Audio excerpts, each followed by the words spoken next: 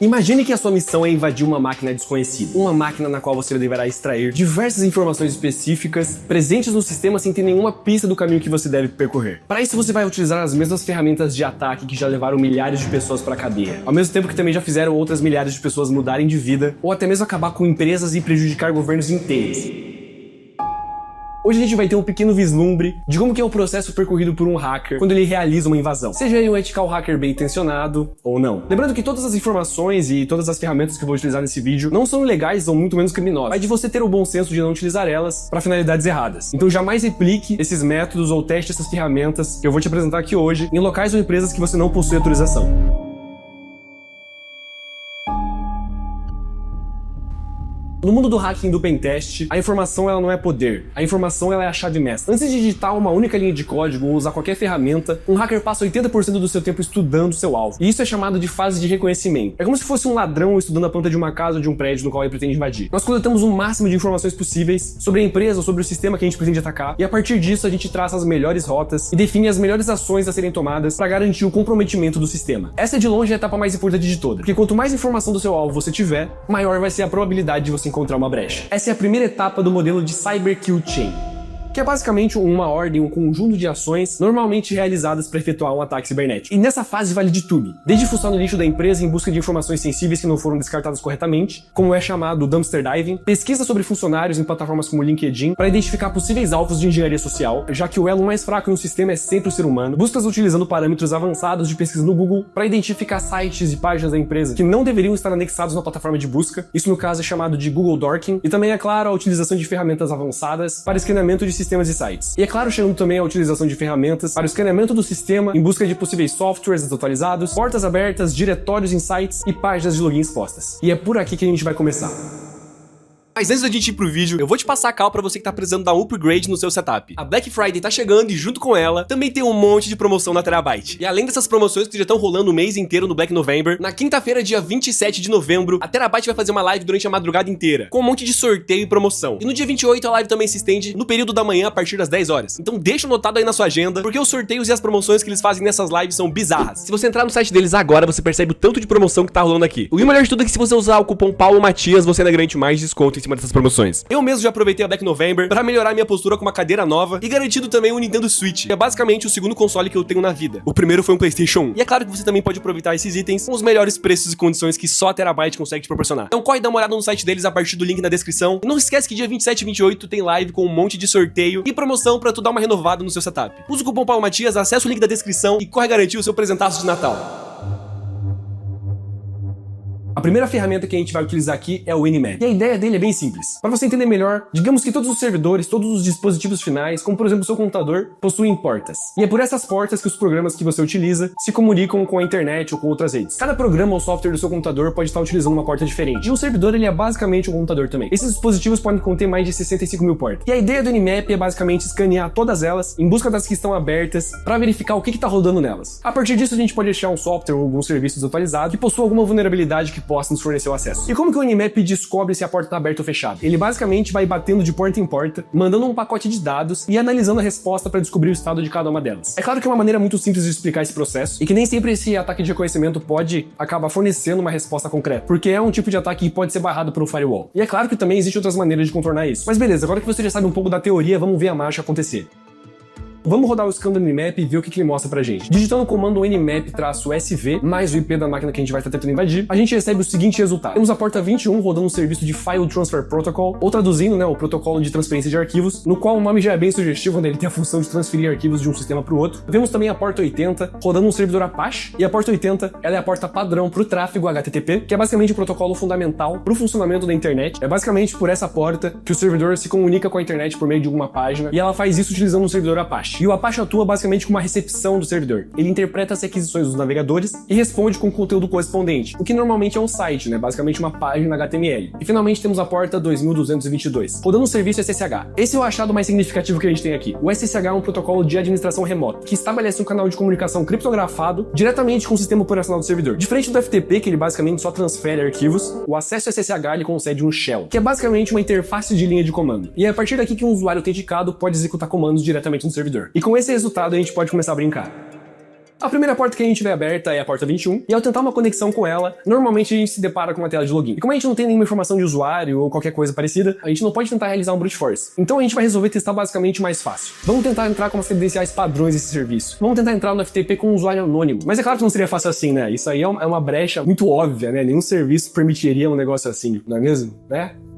Deu certo. É claro que os serviços de hoje em dia não foram sem brechas e vulnerabilidades extremamente óbvias, não é mesmo, gente? Né? Não teve nenhum caso aí ultimamente de gente aí que tá resolvendo fazer aplicativo no ChatGPT esquecendo ali de lidar com a segurança, né, gente? Isso aí não acontece, mas hoje em dia não. A gente entra no servidor FTP utilizando o usuário anônimo. A partir do momento que a gente consegue o acesso ao servidor FTP, a gente utiliza o comando ls para listar os diretórios que a gente tem nesse servidor. E a gente encontra uma única pasta, a pasta pub. Ao entrar nessa pasta, a gente encontra um arquivo, formit.txt. Fazemos o download dele para nossa máquina utilizando o comando get e lemos uma reclamação. Apesar de a gente não ter nada significativo na mensagem em si, a partir dele a gente já consegue uma grande pista. E a pista não tá na mensagem, a pista tá no nome do arquivo, que no caso é muito provavelmente um nome de usuário. Com o nome de um usuário em mãos, o nosso horizonte de possibilidades se expande. E com ele, o nosso próximo alvo é a porta SSH. Solicitamos a entrada com o usuário MIT e para descobrir a senha nós vamos utilizar um ataque de brute force. O ataque de força bruta basicamente tenta N possibilidades de senhas em um escopo pré-definido até que uma delas dê certo. E existem tipos diferentes de ataque de força bruta. Temos a força bruta simples, que é a abordagem mais fundamental, ela é ideal para senhas curtas, no qual o sistema testa basicamente todas as opções de caracteres dentro daquela margem de possibilidades. Essa opção tenta todas as combinações possíveis de caracteres até encontrar a senha correta. Ela é ideal para senhas pequenas, porque dependendo do tamanho da senha, essa alternativa pode se tornar impraticável. Temos também o ataque de dicionário, no qual em vez de testar combinações aleatórias de caracteres, ele utiliza uma lista pré-compilada, basicamente um dicionário de senhas. A gente possui muitas listas de senhas baseadas em vazamentos de dados, no qual sempre tem um monte de senha comum, um monte de senha padrão que vive se repetindo e que sempre acabam comprometendo diversas contas. Então esse é o motivo do qual você realmente precisa ter uma senha segura, algo que tenha sido realmente pensado por você para garantir uma segurança maior nos serviços que você utiliza. E temos também o ataque híbrido. Ele é basicamente uma junção das duas primeiras opções. Vai ser uma lista de palavras, mas ele vai customizar elas com números ou com regras que você definir. Algumas ferramentas especializadas nesse tipo de ataque são a John the Ripper, Loftcrack e a que a gente vai utilizar aqui hoje, que é a Hydra. Utilizando essa linha de código aqui, a gente vai utilizar uma lista de senhas que já vem por padrão no Kali Linux, que é ali um dos sistemas mais conhecidos quando se trata de hack. Ele já vem com um monte de ferramentas, listas, scripts que nos auxiliam no processo de pentest. E ao realizar esse brute force, a gente descobre que a senha do MIT é secret. Segurança! Agora que a gente está finalmente dentro do servidor, é descobrir qual que é esse usuário e quais são seus privilégios dentro desse sistema. E para você entender o porquê, a gente precisa revisar o sistema de segurança do Linux, que é um sistema que opera com uma hierarquia de permissões. Explicando de uma maneira bem didática, existem dois níveis de usuários. Os usuários padrões, como o MIT, que possuem ali privilégios limitados aos seus próprios ambientes e a arquivos específicos, e o super user, o admin, também conhecido como root, que possui autoridade restrita sobre todos os arquivos, processos e configurações. Para descobrir qual é a nossa posição aqui no sistema, a gente vai usar o comando sudo-l. E ele vai nos listar ali os aplicativos, as permissões que a gente tem para executar comandos com o usuário root. E é a partir desse comando que a gente descobre o nosso próximo passo.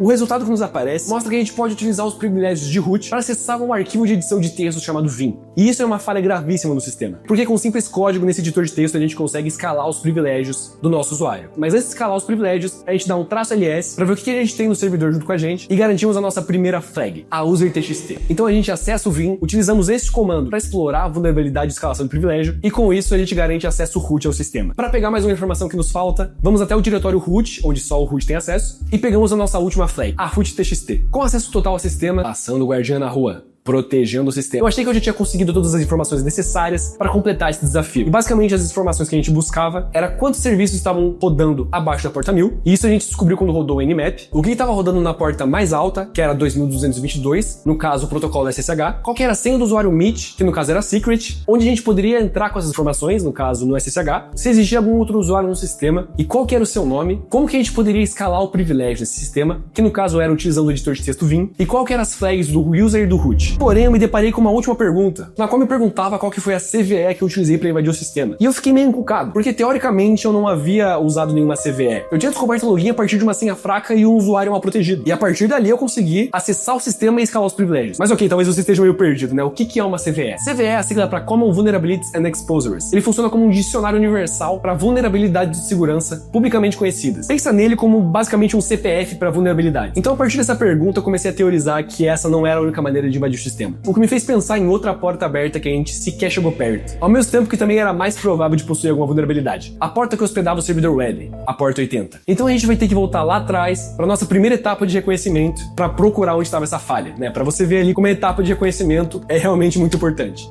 Como a gente já viu anteriormente, ter essa porta 80 com o serviço ativo significa que muito provavelmente esse servidor possui um site. Então a gente entra nele para dar uma explorada e a gente vê o servidor Apache que tá rodando. E agora a gente vai dar uma explorada melhor, utilizando a ferramenta GoBuster para achar diferentes diretórios desse mesmo site. E o funcionamento dele é bem simples. A gente fornece a ele a URL do alvo, damos a ele uma word list, no caso é um arquivo de texto gigante, com diversos nomes comuns de diretórios e arquivos. É basicamente um brute force para descobrir outros parâmetros do site. E a partir disso o GoBuster começa a enviar um monte de requisição, testando cada nome na lista. E para cada teste ele analisa a resposta do servidor para ver se tem algo interessante ou não. E ao rodar esse código a gente se depara com uma URL bem interessante, que é a /simple. E entrando nela a gente pode verificar que tá rodando um serviço CMS. Eu particularmente nunca tinha ouvido falar nesse serviço, então a primeira coisa que eu fiz foi verificar a sua versão ali no final do site e a partir disso procurar por CVS compatíveis com essa versão. O site que eu usei para pesquisar CVS foi a Exploit Database. Mas ok, muita informação. Primeiramente, o que é um exploit? O exploit é um software, um trecho de código projetado especificamente para tirar proveito de uma vulnerabilidade de algum sistema. E a Exploit Database é basicamente uma biblioteca cheia de exploit. Então a gente vai até o Exploit Database, pesquisa o nome e a versão do aplicativo que está rodando e achamos. Escrevemos o número dessa CVE na última pergunta que resta e completamos o desafio. Mas apesar de a gente já ter respondido todas as perguntas, vamos rodar o exploit só para entender melhor o processo. Então a gente baixa ele, executamos ele, oferecendo a nossa URL de alvo e alguns segundos depois ele nos devolve o que a gente já tinha descoberto, que no caso foi um e-mail e o hash da senha dele. Mas o que exatamente é um hash de senha? Acho que a primeira coisa que a gente pode entender sobre o hash é que hash não é criptografia. Criptografia é basicamente uma via de mão dupla. Você criptografa uma mensagem para evitar que outras pessoas leiam ela, mas quando essa mensagem chegar no seu destino, a pessoa vai conseguir ter acesso ao conteúdo da mensagem. O hash ele é basicamente uma via de mão única e irreversível. Ele é quase que uma impressão digital de um dado, porque ele utiliza um algoritmo matemático para transformar uma entrada de qualquer tamanho, como uma senha ou até mesmo um software inteiro, em uma saída de tamanho fixo e aparência aleatória. Você pode pegar um programa com centenas de milhares de linhas e se você mudar uma única letra nele, o hash desse programa é completamente alterado. E para que ele é utilizado basicamente? Ele é utilizado em muitas áreas da cibersegurança, tanto como para garantir que você está utilizando um software certo, né, um software que não foi alterado, e nesse caso aqui, ele é utilizado para armazenar as senhas de um sistema. Todo sistema seguro armazena as senhas dos usuários em hash, porque assim, caso um atacante consiga vazar os dados do sistema, ele só vai conseguir vazar um monte de hash, e não as senhas dos usuários. E isso é um padrão muito básico que todo sistema, todo site, todo serviço tem que ter. E como eu já falei aqui antes, né, claro que hoje em dia nenhum sistema utiliza senhas ali, né, em textos, né, em strings plenas, né, obviamente que essas falhas de segurança básicas não são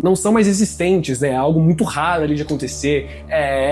Gente, né, claro que ninguém faz isso hoje em dia mais, né, armazenar umas senhas ali em texto, né? Claro que não, gente. Ok, mas como é que a gente vai descobrir então a senha a partir desse hash, já que não tem volta, né? Já que não tem como descriptografá-lo? Para descobrir o conteúdo de um hash, a gente vai novamente utilizar o brute force. A gente vai utilizar uma ferramenta chamada Hashcat. E como é que o Hashcat funciona? Ele basicamente vai pegar o hash que a gente encontrou, a gente vai utilizar uma lista de senhas também, e ele vai gerar o hash de todas essas senhas ao mesmo tempo que ele compara elas com o hash que a gente encontrou. E tá aí a importância de você não utilizar senha comum nas suas contas pessoais por aí. Porque se algum dia acontecer um vazamento e a sua senha for parar numa lista como essas, o hash dela também vai ser conhecido. Então, utilizando esse código aqui no Hashcat, utilizando a lista Rockyou, que contém uma base de mais de 32 milhões de senhas, ele compara elas até gerar um hash compatível com o nosso. E assim, mais uma vez, descobrimos a senha secret e encontramos a outra maneira de invadir esse servidor. E assim, com completo acesso ao sistema e todas as perguntas respondidas, você me pergunta, ok, Paulo, mas como é que eu posso aprender e praticar tudo isso sem cometer nenhum crime, né? Sem cometer nenhuma ilegalidade, já que eu não posso utilizar essas ferramentas em nenhum site sem autorização? Então, gente, isso aqui é basicamente um desafio da plataforma TryHack, que é um site com diversas trilhas de aprendizado de cibersegurança e desafios como esse para você testar o seu conhecimento. E esse tipo de desafio ele é chamado de Capture the Flag. E esse CTF que a gente fez hoje é um dos mais básicos lá da plataforma TryHack. E esse site é uma ótima porta de entrada para você que quer se aprofundar mais, independente do seu nível de experiência na área de cibersegurança. Então, se você se interessa por essa área e não sabe por onde começar, o TryHack vai te ajudar muito. Eu literalmente faço trilha de TryHack pra matéria de faculdade, mano. E eu curso cibersegurança. E isso não é uma publi, mas bem que podia ser, hein, TryHack? Pô, manda e-mail lá pra nós, vamos fazer um negocinho.